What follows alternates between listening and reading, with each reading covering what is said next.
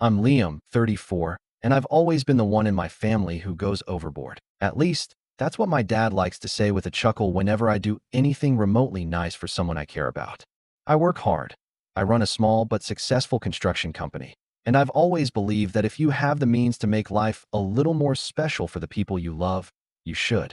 So when my daughter Lily turned 8 this year, I wanted to give her something magical, something she'd remember long after she stopped believing in fairy dust and princess crowns.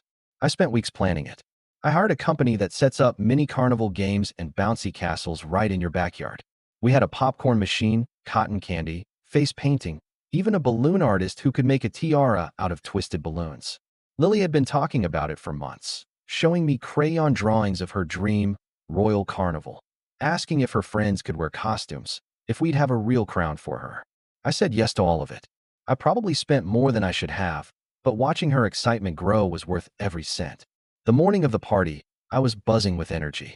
Lily woke up, ran into the kitchen wearing her favorite sparkly pajamas, and practically danced when she saw the boxes of decorations and party favors by the door.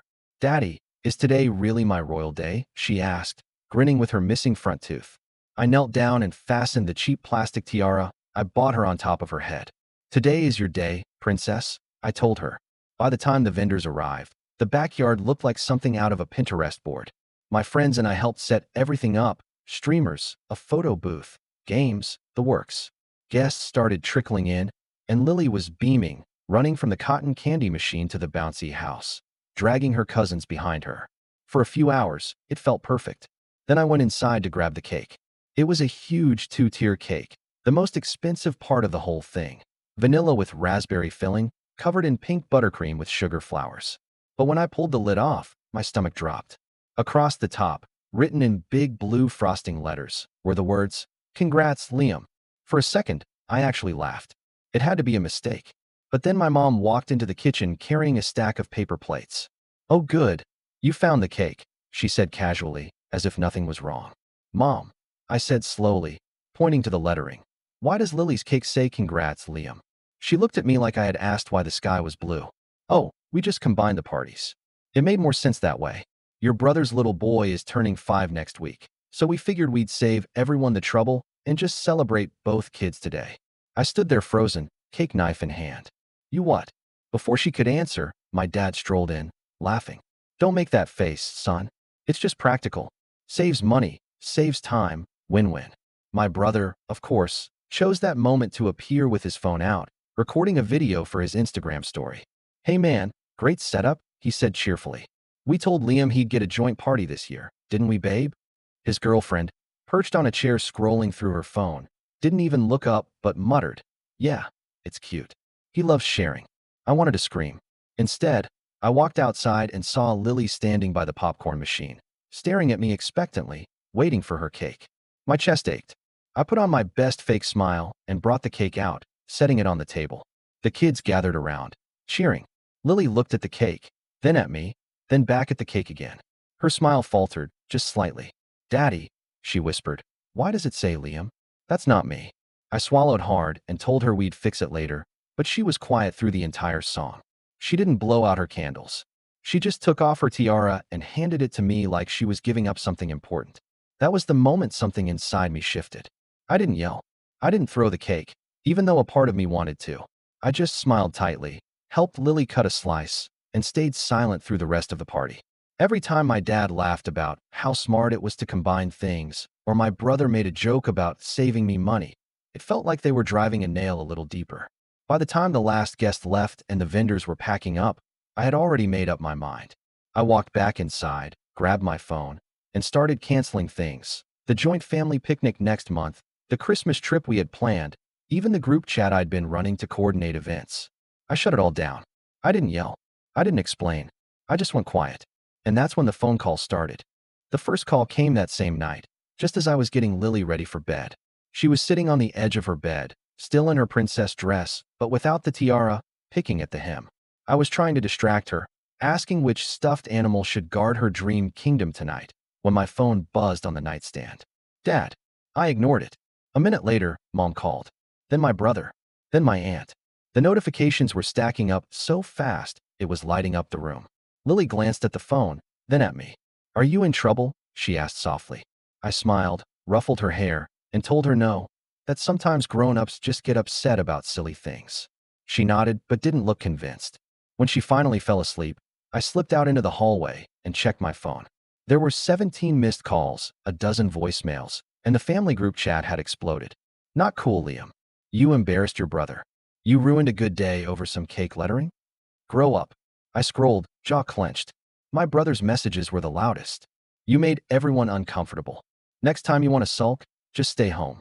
Liam had fun. Lily didn't even care. Stop being dramatic. I put the phone down and went to the kitchen. The house was quiet except for the hum of the fridge. I poured myself a glass of water and stared at the half-eaten cake on the counter. The blue frosting still said, "Congrats, Liam," like some cruel joke. For a split second, I thought about throwing it in the trash, but I didn't. Instead, I took a photo. Not for social media, not to send to anyone. Just for me. Proof that this happened. The next morning, Mom showed up unannounced. She let herself in like she always does. Carrying a tray of muffins like that would smooth things over. "Good morning," she said brightly, as if we hadn't just exchanged 100 passive-aggressive messages. I stayed by the sink, arms crossed. "Morning," I said flatly. She put the tray down and sighed. "Listen, honey, yesterday just got a little mixed up, but it was still a nice party. Lily had fun, didn't she?" I almost laughed. She took off her tiara and wouldn't blow out her candles. Mom's smile faltered for a second, but then returned. "Kids bounce back. She'll forget about it by next week." I could feel my temper rising, but I stayed quiet. Mom went on, trying to spin the whole thing like it was no big deal.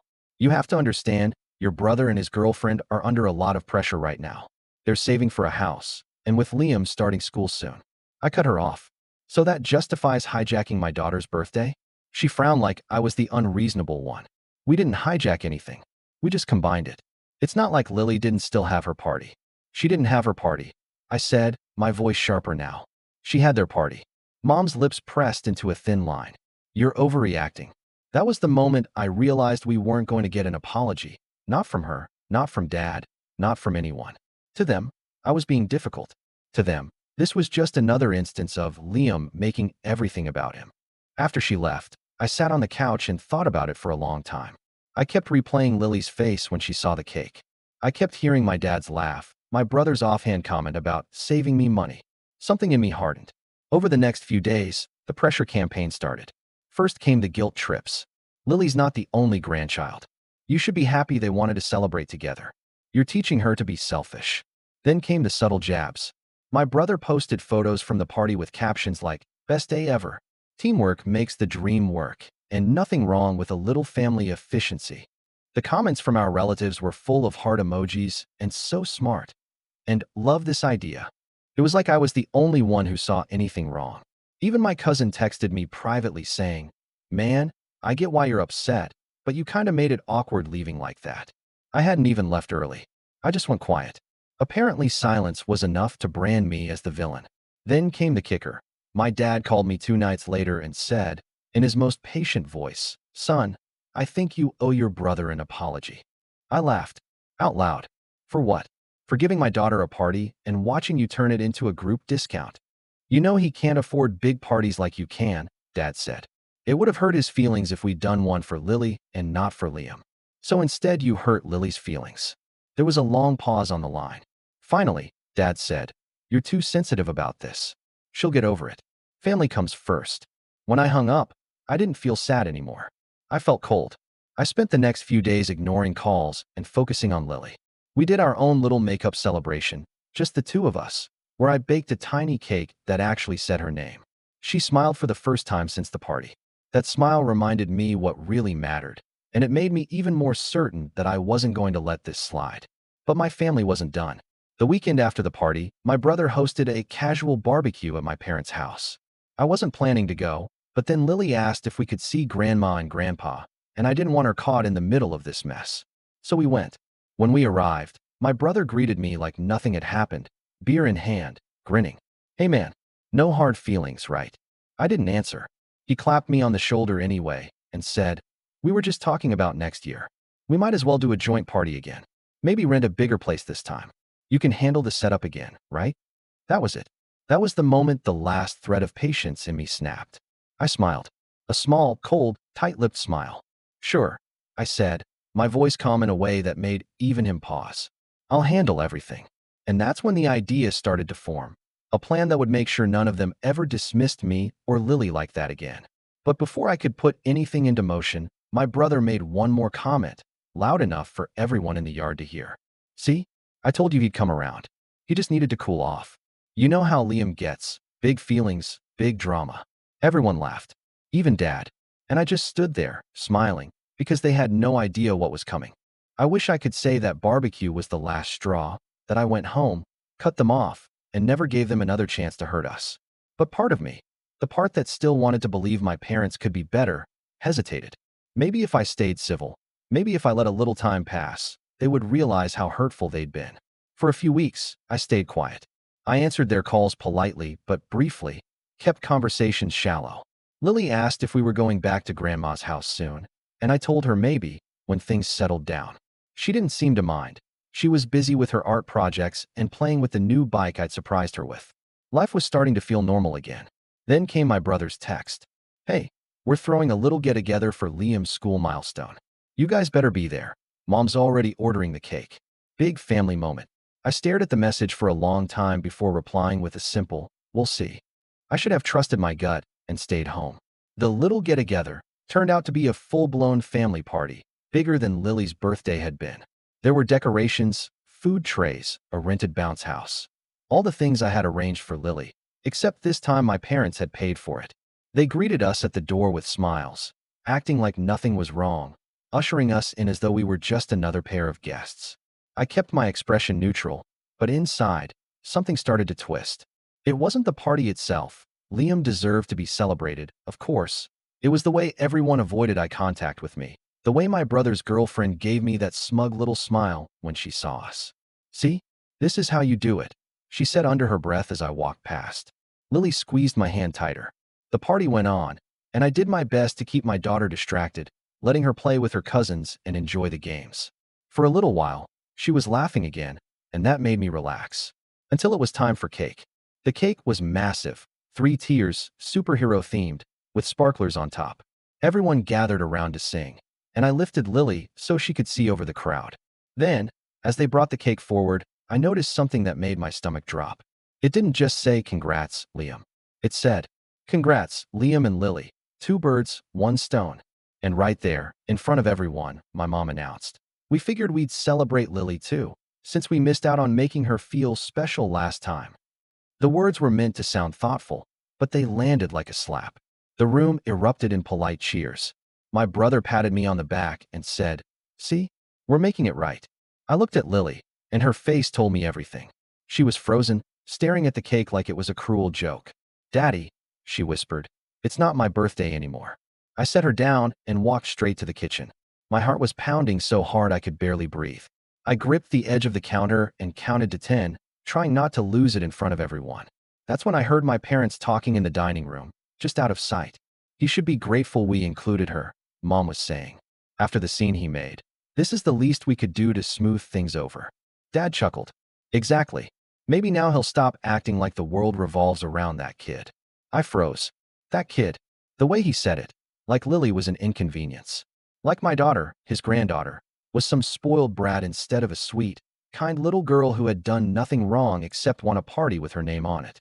I turned and found them both standing there, smiling like they hadn't just gutted me with their words. "Liam," Mom said sweetly, "aren't you happy? This is our peace offering." "Peace offering?"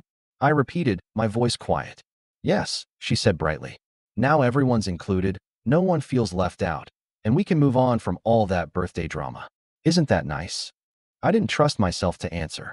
Then my brother walked in and, as if to add insult to injury, handed me a stack of paper plates. "Hey man, can you cut the cake for us? You're good at that." That was it. I put the plates down and walked out. Not just out of the kitchen, out of the house entirely. I took Lily's hand, told her we were leaving, and didn't look back. "Daddy, are we in trouble?" she asked as we got into the car. I shook my head. "No, sweetheart. But we're done." That night, the phone call started again. This time, I didn't answer. Not for anyone. The next day, I woke up to a storm of messages accusing me of ruining another family event. My aunt texted, "You're teaching Lily to be dramatic." My cousin sent, It's just cake, man. My brother sent a voice message saying I was selfish and ungrateful and that I owed mom and dad a thank you for trying to make amends. But the message that really did it, the one that made something inside me snap completely, was from my dad.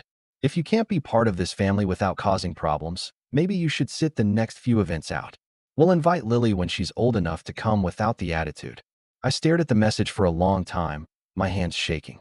They weren't just dismissing me anymore.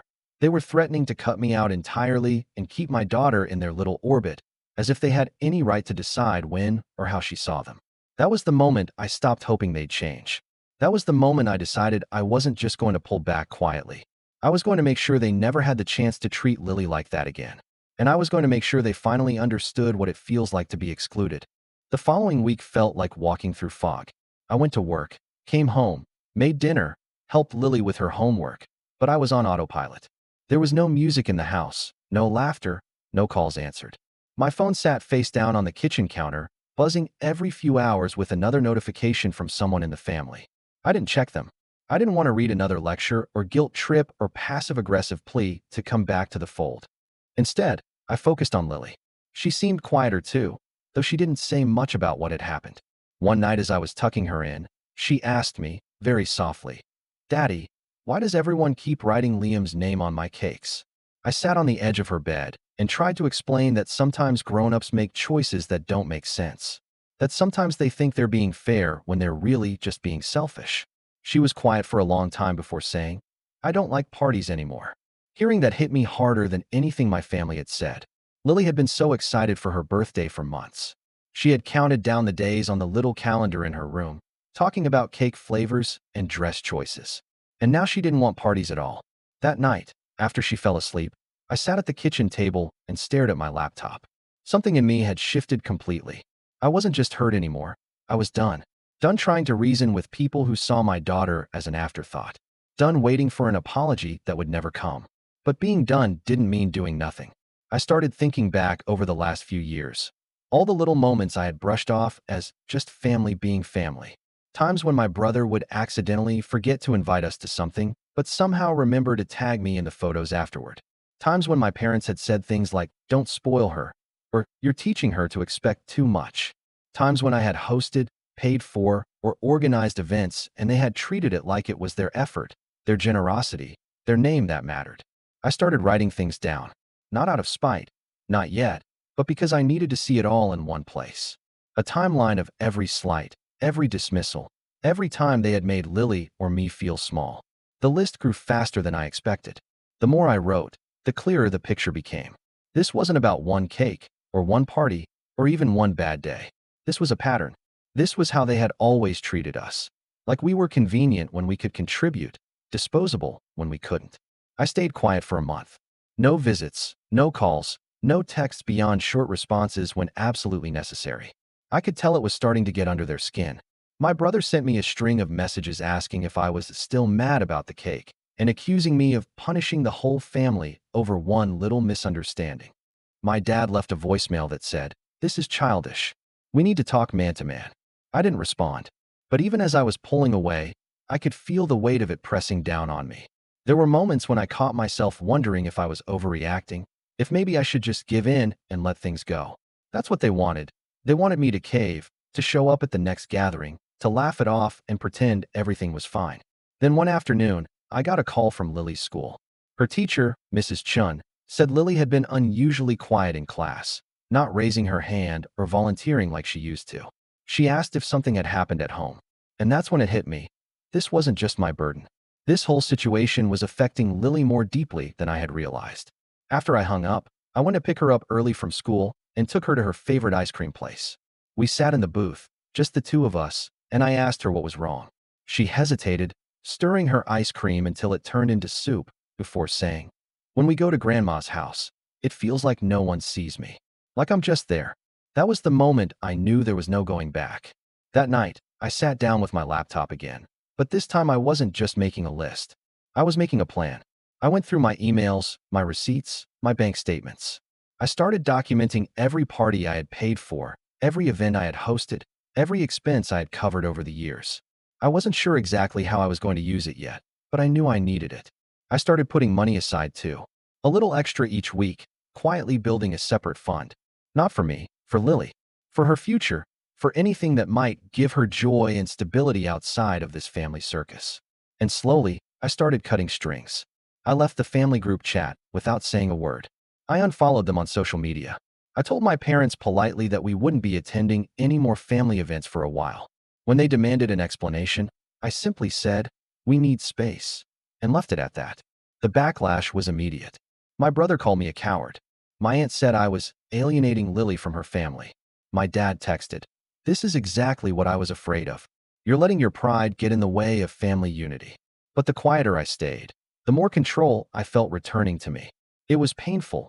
Every memory, every guilt trip, every time I saw Lily glance at the phone when it buzzed and ask, "Is that Grandma?" But it was necessary. And as the weeks stretched into months, something unexpected happened. Lily started to bloom again. She smiled more. She laughed more. She stopped asking about the next party at Grandma's house. Instead, she asked if we could have our own little celebrations, just the two of us. Movie nights, pancake breakfasts, bike rides at the park. It was like she had been holding her breath for months and was finally exhaling. And that was when I knew that whatever plan I came up with, it had to be more than just cutting them off. It had to be something that showed them, clearly, undeniably, that we didn't need them. Something that made them feel the absence they had taken for granted. Something that would make them think twice before ever dismissing us again.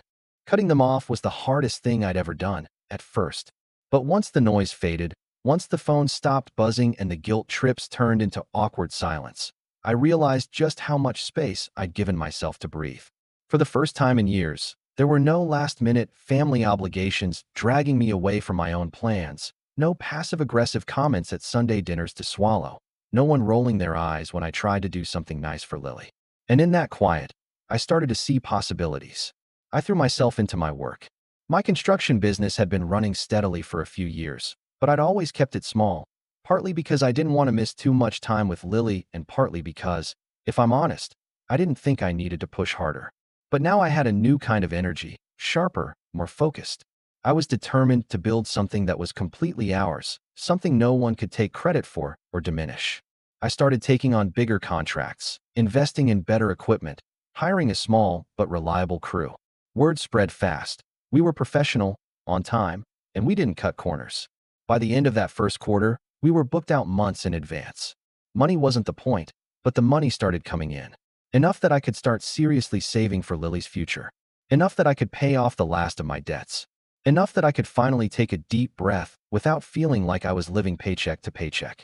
And as my business grew, so did my confidence. One day, I caught myself looking in the mirror and barely recognizing the man staring back.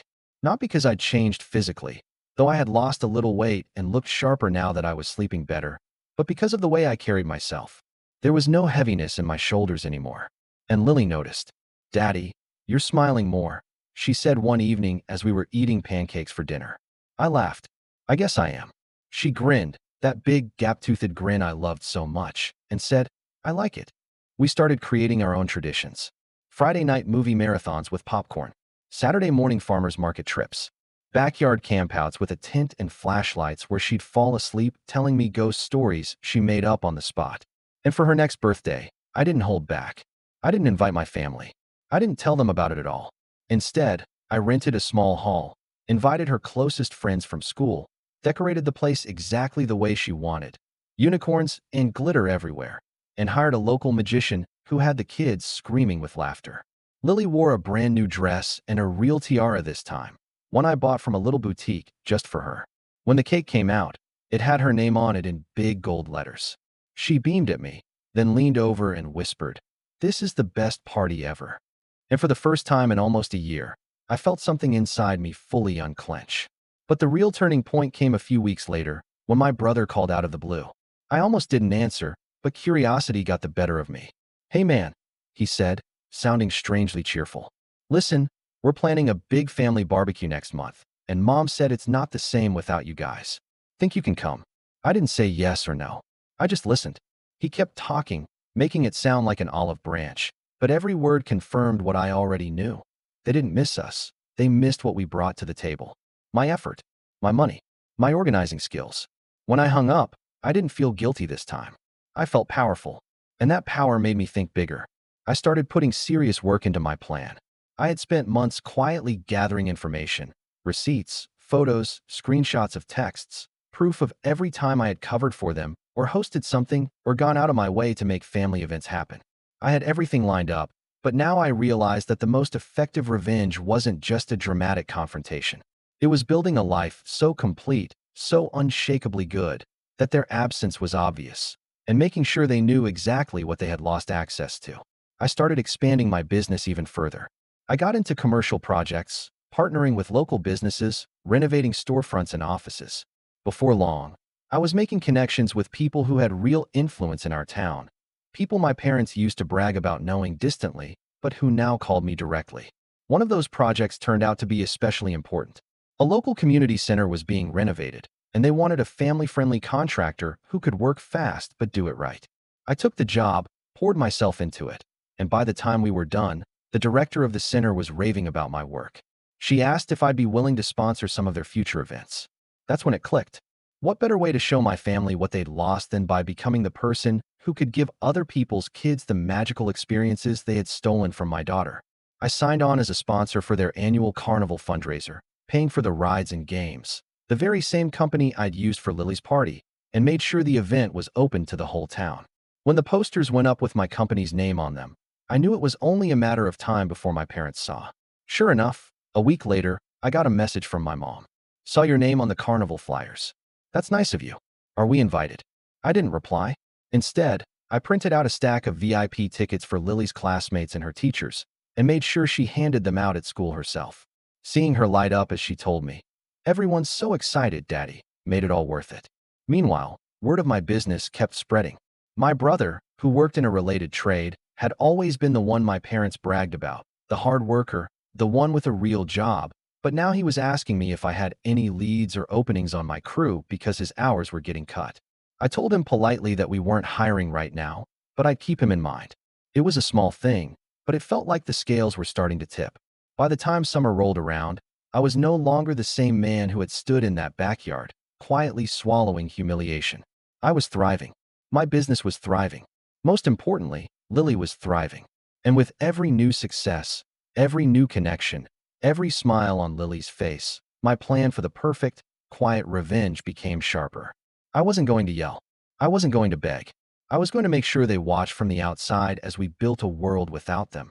And then, when the moment was right, I was going to remind them exactly why they were no longer welcome in it. By midsummer, my business was not just surviving. It was thriving beyond anything I'd imagined. I had 3 full crews working jobs across town, a waiting list of clients, and enough saved to finally consider buying a bigger house. The more success I built, the clearer it became that my plan didn't need to be messy or loud. It just needed to be undeniable. The first piece of the puzzle fell into place on an ordinary Tuesday morning. I was at a local chamber of commerce breakfast, something I'd started attending to network with other business owners, when I overheard 2 people at my table talking about a new community grant for small businesses. The grant wasn't just money. It also came with a partnership program to work with local schools, nonprofits, and public events. That was it. That was the key I didn't know I'd been waiting for. I applied the same day, submitting all my paperwork, photos of completed projects, testimonials from clients. Within a month, I was approved, and just like that, my company became one of the official partners for local town events. We were now the go-to contractor for renovations in public spaces and one of the main sponsors for school fundraisers and community fairs. This meant my company's name was on everything: flyers, banners, online ads.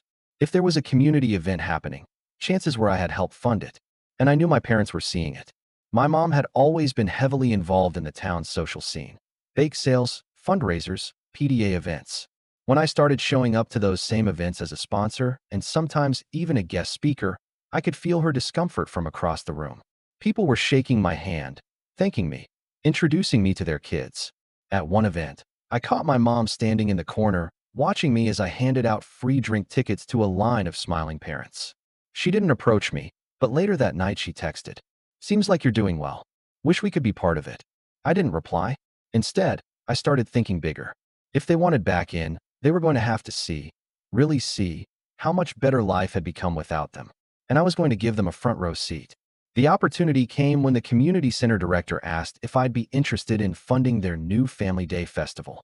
It was going to be the biggest event they'd ever hosted, with rides, food trucks, music, the works. They needed a main sponsor to cover the entertainment and equipment costs, and in exchange, they'd named the event after the sponsor. I didn't even hesitate. We signed the deal that afternoon, and within a week the posters were printed. Lily and Company. Family Fun Day, sponsored by Liam, last name, Construction. I had insisted on putting Lily's name in the title. When the director asked why, I said simply, because she's the reason I do all of this. Seeing my daughter's name on those posters, on banners strung across town, on the front page of the local paper, was the single most satisfying moment of my life up to that point. Lily's face lit up when she saw them too. Daddy, it's my name. Everyone's going to see. Yes, sweetheart, I said, hugging her. Everyone's going to see. And everyone did, including my parents. 2 days later, I got a text from my brother. Mom says we should all go to the Family Day event together. Can you get us some free passes? I stared at the message for a long moment before replying. No passes needed. It's open to the public. See you there. The week leading up to the event, I poured myself into the final preparations. I personally checked every vendor setup, made sure the rides were inspected, confirmed the band lineup, even added a few extra activities I knew the kids would love: face painting, a giant bubble station, a petting zoo. I wanted this event to be unforgettable, not just for Lily, but for everyone in town. And I wanted my family to see that I could give the community, and my daughter, something 10 times better than what they had tried to take from her. The morning of the festival, Lily woke me up early, practically bouncing out of bed. She put on the shirt I had made for her with the event logo on it, and I wore one to match. When we arrived at the park, she gasped at how big everything looked. The rides were already spinning, music was playing, and kids were running around with cotton candy. This is amazing, she said, clutching my hand. Enjoy it, I told her with a smile. This is your day. As the crowds poured in, I saw them, my parents, my brother, his girlfriend, their son. They looked around like tourists, wide-eyed at the setup. My dad spotted me near the stage and walked over, his hands in his pockets. This is impressive, he said gruffly. Thanks, I replied. He hesitated, then said, you really didn't have to do all this. I looked him dead in the eye. Yes, I did. He opened his mouth to say something else, but I was already walking away, heading toward Lily, who was waiting for me by the carousel. Throughout the day, I could feel my family watching me. Watching as kids ran up to thank me for the free tickets, as parents shook my hand, as the event director stood on stage and announced that this entire festival had been made possible by me and named after my daughter. I didn't gloat. I didn't even acknowledge them. I just kept smiling, kept making sure everything ran smoothly, kept making sure Lily was having the best day of her life. And as the sun started to set and the music swelled for the closing ceremony, I saw something in my parents' faces that I hadn't seen in a very long time. Regret. But this wasn't the end. This was just the setup. Because I wasn't done yet. This was only the moment that would make them listen when I finally spoke. And when I did, I wasn't going to raise my voice. I was going to make sure every single one of them understood, calmly, clearly, and permanently, that Lily and I were no longer the family afterthoughts. We were the ones who set the standard, and they would have to live with that. When the Family Day festival wrapped up, I expected a call, a text, something. But my parents stayed silent for days. I figured they were stewing, trying to figure out how to spin what they'd seen into something that didn't make them look bad. It didn't matter. I had already decided what came next. I spent the next 2 weeks putting everything in order. I had my timeline of past events printed and bound, every party I'd paid for, every event I'd hosted, every message or comment that dismissed Lily or made light of our feelings. I organized the receipts, the screenshots, the photos, all neatly tabbed and highlighted. Not to throw at them in anger, but to hand over calmly, like evidence in a court case. Then I invited them all over. It was the first invitation I had extended in nearly a year. My parents, my brother, his girlfriend, even a couple of extended relatives who had been the loudest about family unity. I worded the invitation carefully. Dinner at my place. Come hungry. We need to talk. They showed up looking curious, maybe a little nervous. The smell of the catered meal, yes, catered, I wasn't wasting my energy cooking for them, filled the house. Lily was upstairs, happily watching a movie in her room. I had told her this was a grown-up conversation night. We ate first. I kept the conversation polite, almost unnervingly polite, which I could tell was throwing them off. My brother cracked a few jokes that fell flat. My dad cleared his throat like he wanted to say something, but didn't. When the plates were cleared, I set a leather folder on the table. This, I said calmly, is the last year of my life.